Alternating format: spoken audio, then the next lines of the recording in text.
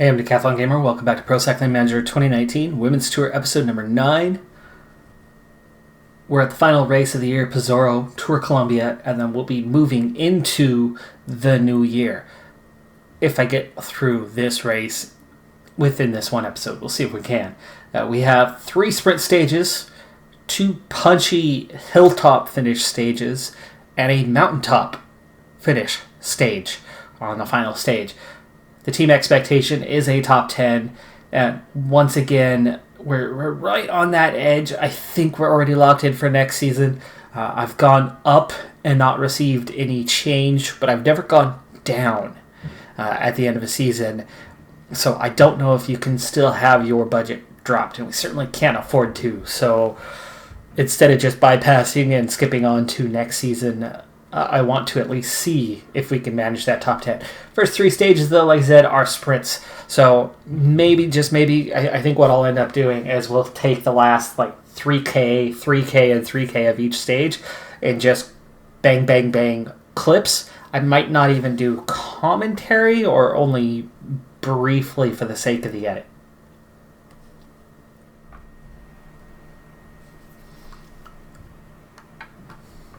Final 4 kilometers, here we go. We're already getting down to it. Gone through my first 2 riders. On my third, and we can't even hardly stay out front. I mean, even at a 99 pace, 2.5K to go, I'm going to start my sprint. The sprint is enough to move us up a couple of bike lengths. Now, Brookshire, we're down to the last 3 riders. Youngworth, 1.2K. Here come the actual sprinters bursting past us. Not that fast, actually, but a good flat rating really helping there. And at 900 meters, that's close enough to get Youngworth and Harden into the action. Okay, and 400 meters, Harden.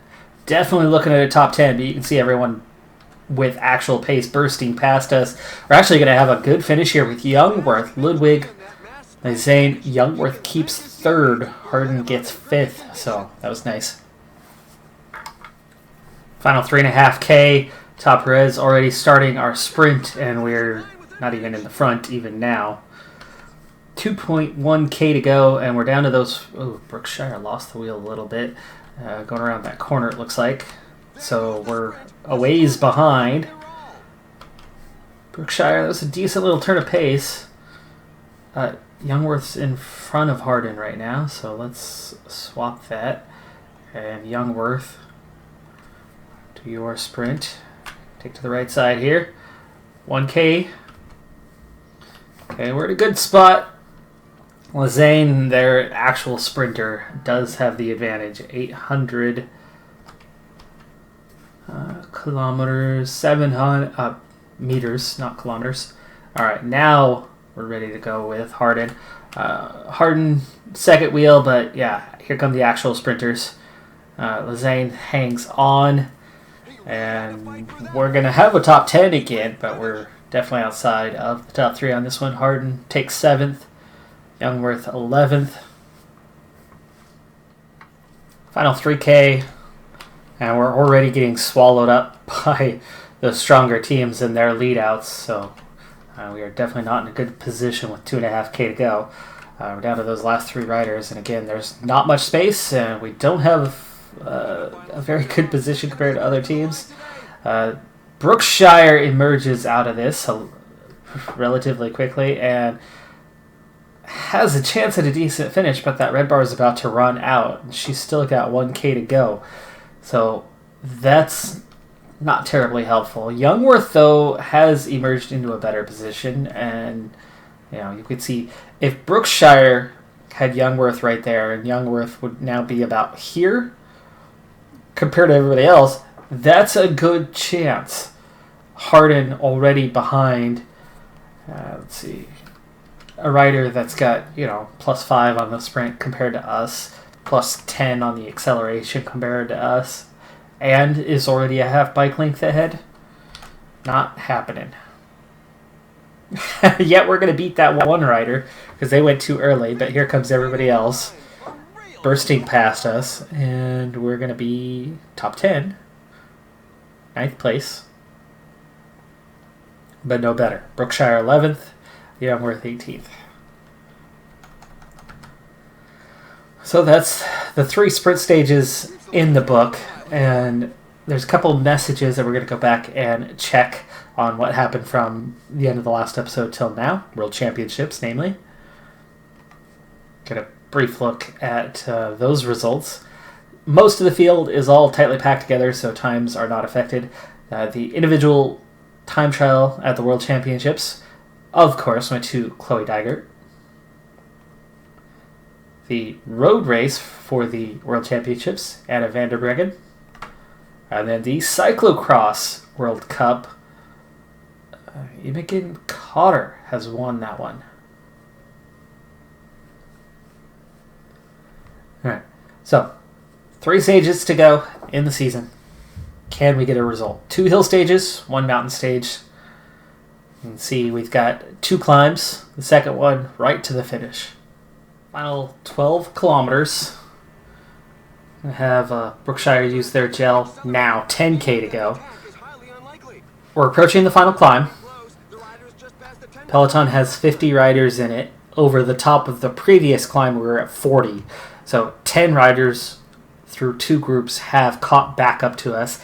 They might be a bit fatigued, but I think the 40, outside of a couple lead riders at the front who've been putting the work in, most of the 40 should be fresh. So I'd say there's probably at least 35 riders that are going to be fairly fresh as we start to climb.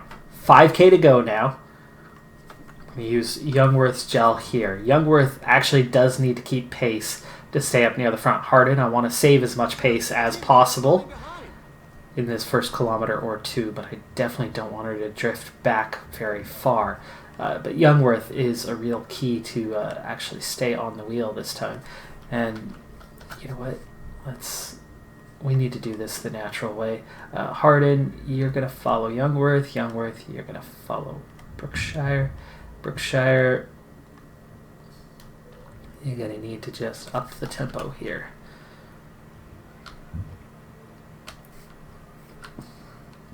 Youngworth and Hardin dropped back as the road got skinny.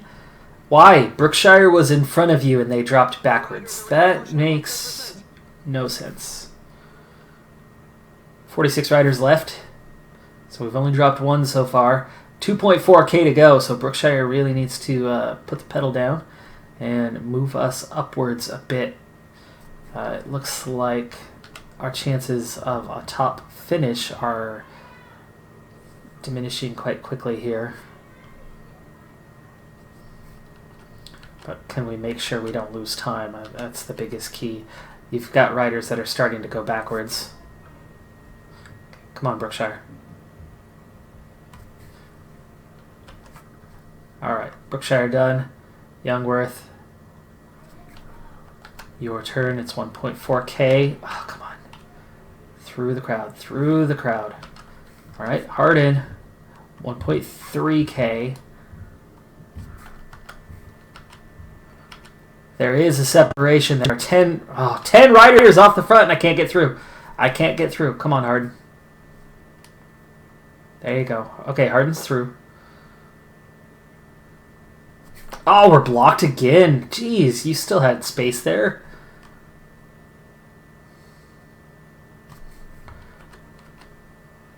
So you've got 8 away. Hardin pushing for 9th and trying to cover that gap. And it looks like we're going to make it up there. No. Go to the side with space, Hardin. Space. Okay, yeah, 99. All right. Grandin has taken the stage and pulled away a bit from the rest, but we're now going to be on same time with a small group here. Zane will probably keep second. Well, we'll definitely keep second overall, if not the lead.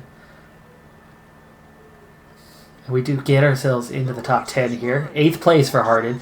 Gap behind us, so hopefully after 8th, we'll see a time gap. At the very least, after 11th, there's a clear gap here. I mean, it's 3 minutes until these guys are crossing the line. Of course, we were behind the leader as well. That's a good result. It's a good first result. We're in the top 10 where we need to be with Elizabeth Harden. The big question is, will we get that little gap behind us? Could actually make a big difference on time, because my group was 2nd through 8th. The 9th through 11th, a little further down, their time gap would be to the 2nd place rider Zane. And that could actually be a pretty sizable gap. And we've seen time and time again in the past on punchy or mountaintop finishes that anything more than a bike length is enough to open a gap. There was no bike length between 2nd and 8th. It was all one rider after another. I might have been more than one bike length behind the Zane, but we were all less than a bike length away, meaning a group. But it was a good 2 bike lengths behind me to that next rider. So come on, time gap. Come on, time gap. Let me see it. Yes, it is there, but we do get 2 time gaps in front of us, unfortunately. But I'm not worried about that. It's more about behind me, where we're trying to open some space. So, minute 35 to 2nd, minute 44 to the next pair, minute 56 to our trio that we're in, so we're equal on 6th place, 2:18, 2:26, and then 2:58 and 3:19. So, lots of time gaps, lots of them. Time-wise, clearly none of these riders had lost time anywhere. It looks like one of that next pair, though, one of them had lost some time. So actually that opens up the gap behind us a little bit further. I mean, we're looking at, well, it's really not big gaps, is it? It could really go any way in the 2 stages to come. 60K to go. I'm going to send McPherson back to get water one last time. I'm not sure if McPherson will still be around here in just a few kilometers, as this Category 1 climb can definitely do some damage to my team. And actually, I've got riders going back way too fast. Let's try to get up here. We're not even on the climb yet. Youngworth, Brookshire are really struggling here. Come on. Wow, the pace is this fast that we can't keep up. Okay, it levels off for now. Brookshire, try to get back up there a bit. Youngworth, you're still dropping. No. We could be down to just Harden over this climb. That's not good.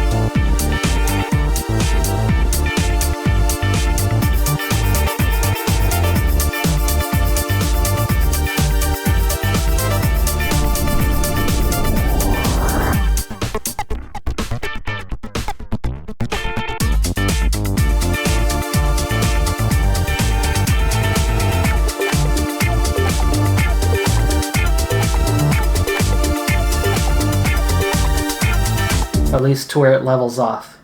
Is it this tunnel? Oh yeah, we've gone over the top, so we're down to 1.7. It's all gradual uphill from here. The 2 riders are still away. They've got a minute 13 to the one at the front. The other one's going to be easy to catch. That last one might not be easy, but it's gradual from here. 11.5K.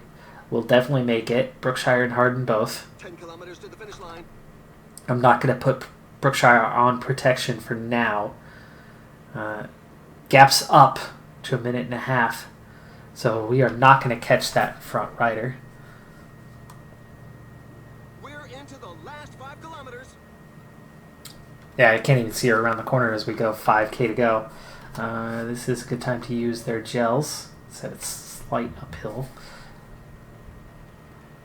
I'm only going to get a gradual lead out, so we've got no chance on the stage itself. Alright, let's prepare. Still 3.9K. Hardin, go ahead and follow Brookshire. And we will not add a 99, but we will start to take off here in a little bit. 3K. Okay, it's a good time to try to work to the front. 2.5K. Okay, we're going to reel in one, but the other one still 1:47. That's why I don't think we're going to catch her. In fact, she's almost to the finish. All right, 1.3K, Brookshire, lead out. Okay, that's a good lead out for us. Hardin, 900 meters though, from the front, which is nice, but the Israeli rider takes the win. 40 seconds ahead of the field. Lassane again claims second. Hardin into the top 10 on the stage. 28 riders here in the peloton chasing. There might have been one or two of the top 10 who lost a little time. If that's the case, then we could potentially move up again, but I would imagine we're still probably in the same position. But that sets us up for being in the right place as we enter the final stage.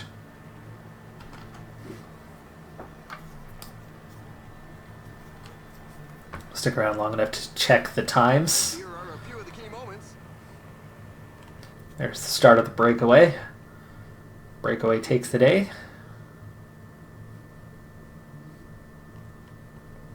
It was Israel Cycling Academy.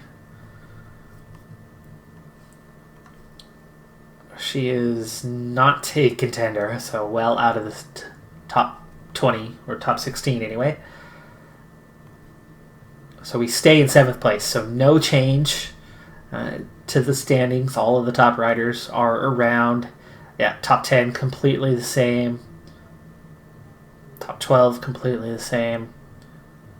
Top 16 totally the same. So even though there's only 28 riders there, the top 16 were all in that top 20, or in the group of 28 at the finish. 23.5K to go. We've got a little short uphill swing here. And then we go back down into the valley, and then we'll gradually begin the climb before it then ramps up quite a bit. So we're into that short little punchy one, but then, yeah, that's a big, steep, long finish to navigate. 6 riders in the break. They're starting to fall apart now, but they've got over a 3-minute lead, so they won't be an easy catch depending on who's in that break. My team fairly fresh up till this point. That little punchy climb takes a little bit of a toll. There's already riders out the back. Surprising considering how weak some of our riders are, and the fact that they were here and pretty fresh. So we're in a good position as we head towards the end. But we're going to start ramping things up here in a little bit. So McPherson, Hickey, Taparez, we start with you. Also, we're going to have to start picking up the pace for everybody else to make sure we don't slip back. If they slip back too early, they're going to be in a world of hurt as things get a little bit steeper.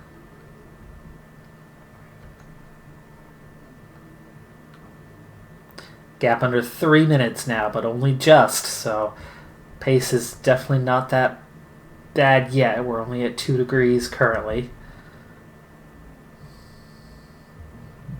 There should be a decent fight all the way to the top and the finishing line.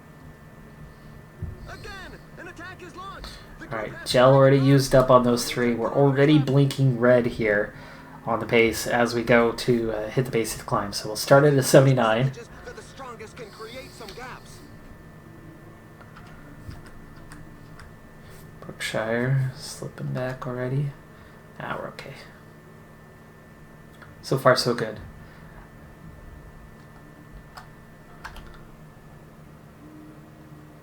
$9K to go. That was a little early on the gel for those 3, but either way, it still helped them when the pace was hot. So they did run a little bit longer, last a little longer than they could have or would have. Okay, keeping the pace up on the trio at the front is going to allow me the situation where as these other riders drop away, they'll be able to cover down a little more easily. So Hickey was protecting Brookshire, so Brookshire is now going to ride solo. Brookshire will be taking over shortly to protect Hearted, but McPherson's still there for now, as is Top Perez. Hickey hasn't even been dropped yet. Now dropped as the peloton goes down to 62 riders, 4.5K to go, so we're actually already starting to approach the top, and it's only 8%. I mean, it's not that bad. Okay, McPherson, Top Perez, right at the edge of what they've got left. Here's the big acceleration. So this is time for us to go. And because we have this many riders and this many K, what we need here is probably Brookshire. Is it going to be Brookshire? Yeah, 63. They both have a 63. Youngworth actually has better stamina than Brookshire, so they'll probably last a little bit longer.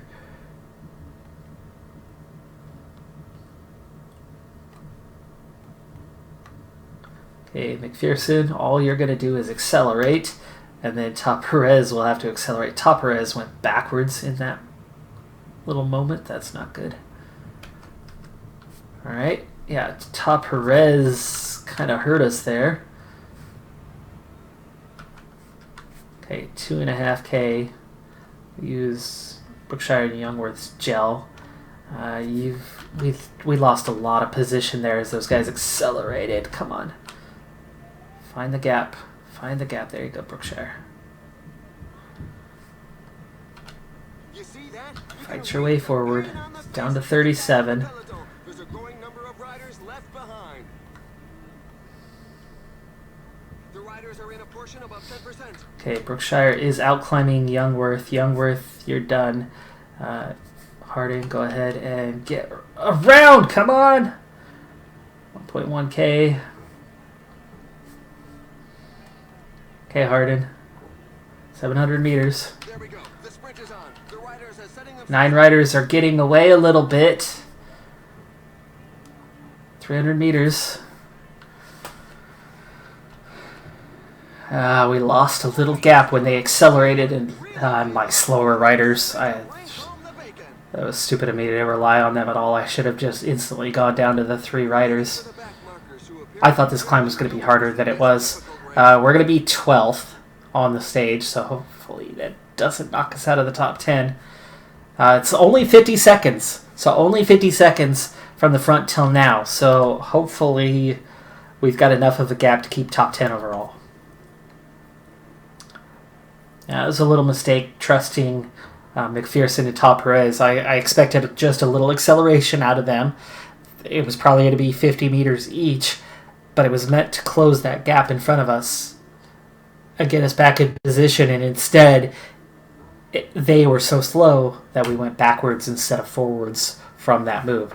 I only expected maybe 100 meters combined from the 2 of them, but I did expect them to push forward and not instantly slip back and not be able to keep the pace even at their maximum speed, which actually makes sense, but you get used to playing a certain style after so many years of playing.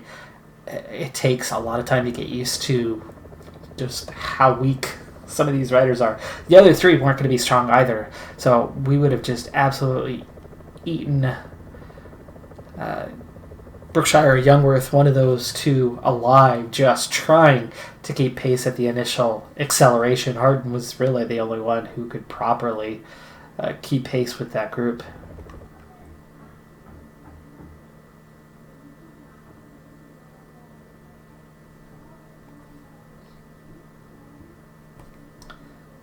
$42. Monday was only 30 seconds, but the top 10 all on the same time. That hurts us about as much as it could. Brookshire was actually right there in 15th. We do stay in the top 10 though, so phew. Munoz Grandin takes the win. Zane takes second. Cadane, Ahumada, Hoaxma, but we do keep 9th place. So we only dropped 2 spots, and there's really no difference in the evaluation on those 2 positions. So, job done. We finished the last race in the top 10. Sponsor objective is met. And so now I don't have to find out the hard way about whether you can have whether you can have the reverse of the sponsor confidence. As in, if you fail and it drops, will you lose money the next season, which we certainly can't afford. Getting the top 10 should be worth a few points, should be worth a slight amount of money. We've got riders that actually want to join our team for a change, but that's the first notices I've gotten, only in the final days. Only because they've gotten no offers from anyone, I'm sure.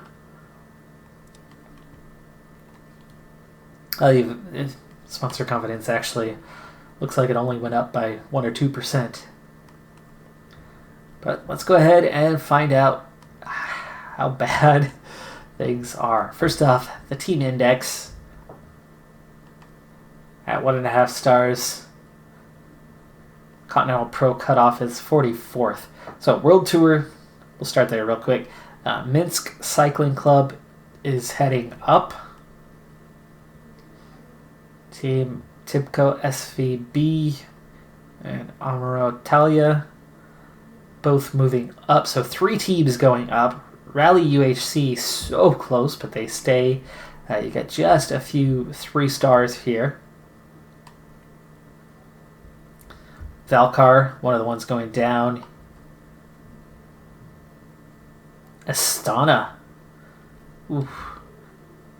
And Casa Dorada are the 3 teams that are going down to Continental Pro.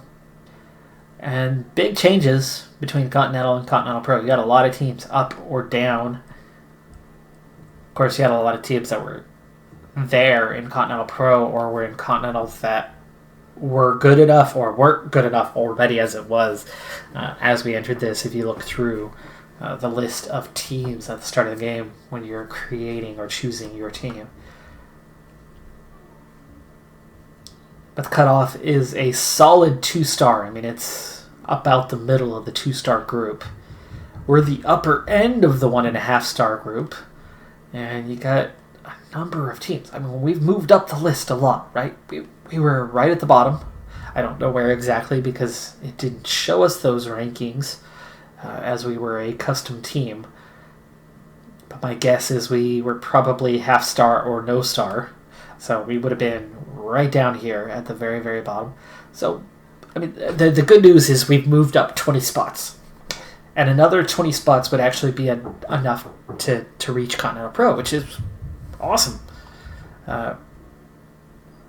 But we're not going to make that kind of jump again next season because we're going to be on the verge of financial ruin. Just trying to make ends meet. So this is probably going to be, I'd say, 2 more seasons in Continental, maybe more, before we're able to jump to Continental Pro. Although, the one exception to that could be if there's enough improvement between this season and the next. Enough improvement in the riders that we're signing that have higher potential to see us hit Continental Pro. But I still think we're probably a year or 2 away.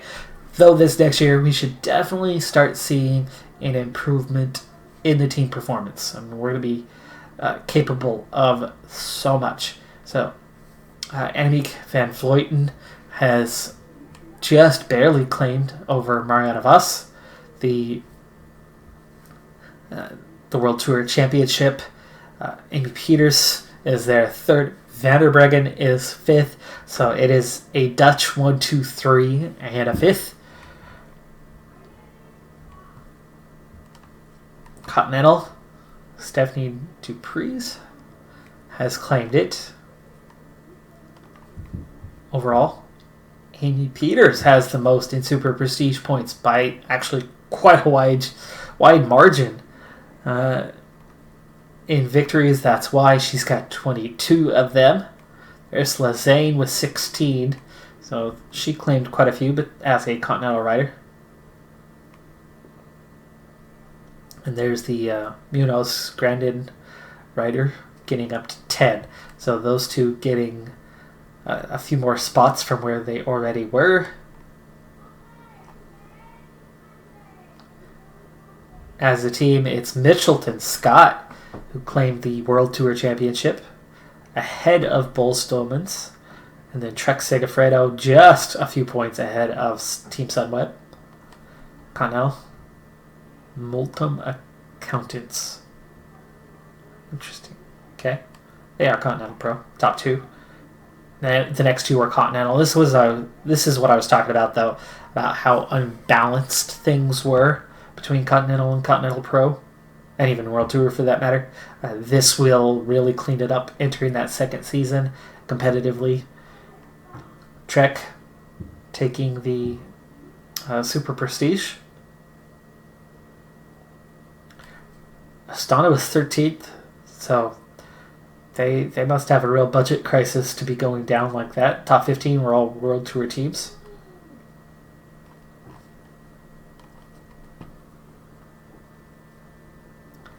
For us, yeah, we're down a ways.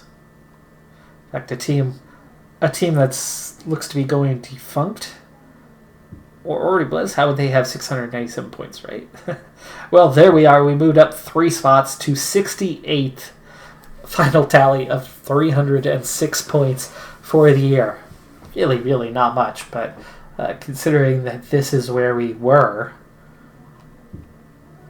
we finished where we're headed, right? We're up to 62nd on the index. We finished 68th. So there's a good chance we could finish easily top 50 next season, more than double our points. I would imagine we'll actually be even higher, probably up here in the 40s. I always punch above my weight.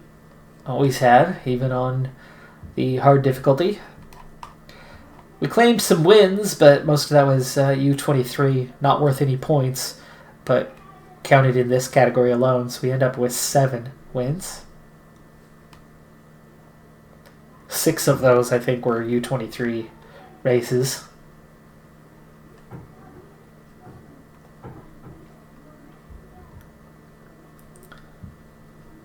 And the final look at, let's see, is it here that I'm looking for? Yes, it is. We won't bother with the top teams. We're going to go straight to where we fit into things and see how we look. Oh, wow. Okay, so we were a 1-star team this last season. There you go. There's my breakdown. So we weren't the worst. Looks like we punched above our weight by about 10 spots, not 20. So good to know.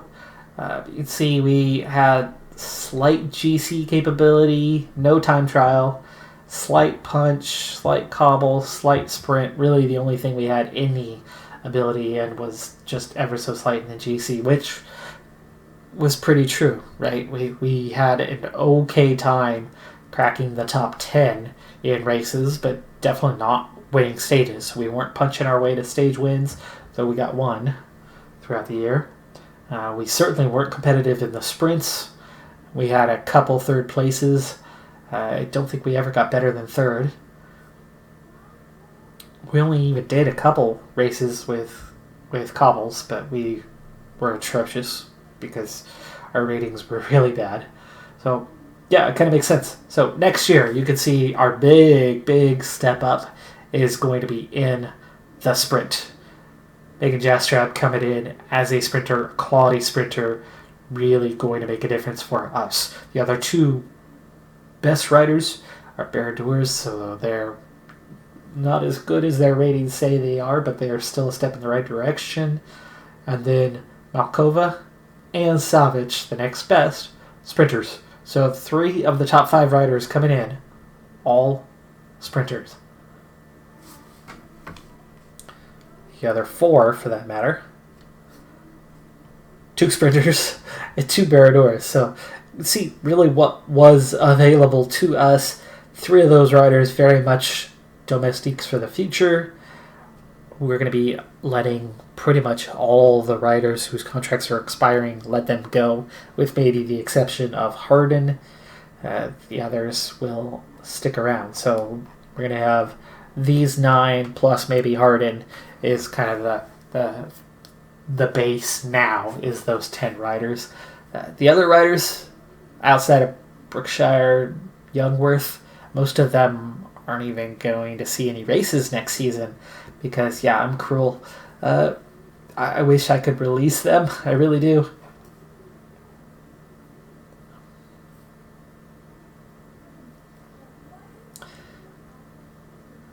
GC were slightly improved. Hills were definitely improved. Cobbles were definitely improved. Time trial, I mean, all of it is improved. But the big difference is we're going to be more competitive in the sprints. That's going to do it for this season, though. I'm Decathlon Gamer. Thanks for tuning in. I'm off to do some work on revamping the database entering next season. If you read the description, if you do download this mod for yourself, it does require a little maintenance year on year come January 1st with the development creation of new riders to make sure it stays an all-female field. I'll see you next time. Have a good one. Be safe out there, and bye.